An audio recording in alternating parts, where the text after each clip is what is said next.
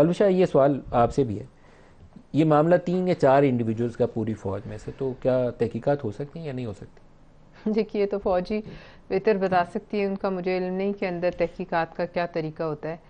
लेकिन ज़ाहिर है कोई भी इंडिविजुअल हो, तहकीकात तो किसी पे भी हो सकती हैं, सियासी लोगों पे होती हैं, जजों पे होती हैं, तो फ़ौज भी कर सकती है। वो अपने अंदर उनका इनबिल्ट सिस्टम्स है, उसके हिसाब से करेगी या करती है, और फिर जो भी उसका रिज़ल्ट आए। देखिए, एक ये भी बात हो सकती है कि जो इल्ज़ामात लगाने का इस मुल्क में एक ट्रेंड है, जो भी इस मुल्क में किसी अहम ओहदे पे बैठे, अब जो माहौल है कुछ सालों से, वो अपनी इज्जत बचा के घर वापस नहीं जाता, उसकी इज्जत तार तार कर दी जाती है, चाहे वो कोई अदलिया का ओहदा हो, चाहे वो कोई फ़ौज का आला तरीन ओहदा हो, या वो ज़ाहिर सियासियों के साथ तो होता ही है।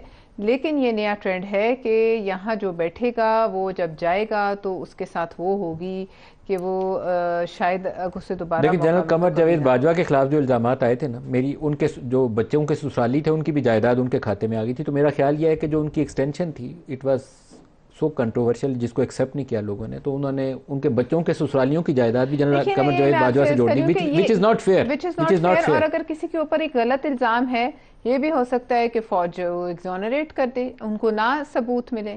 लेकिन जब तक वो प्रोसेस नहीं होगा तो जाहिर है वो इल्ज़ाम तो लटका रहेगा। मेरा दिल चाहेगा मैं लगा दूंगी, आपका दिल चाहेगा आप लगा देंगे। तो आपके ख्याल में एक पब्लिक इसके ऊपर जो अनाउंसमेंट होनी चाहिए तहकीकात की, कि ये इल्ज़ाम था, ये तहकीकात हुई और वो ये तो जब रियलिटी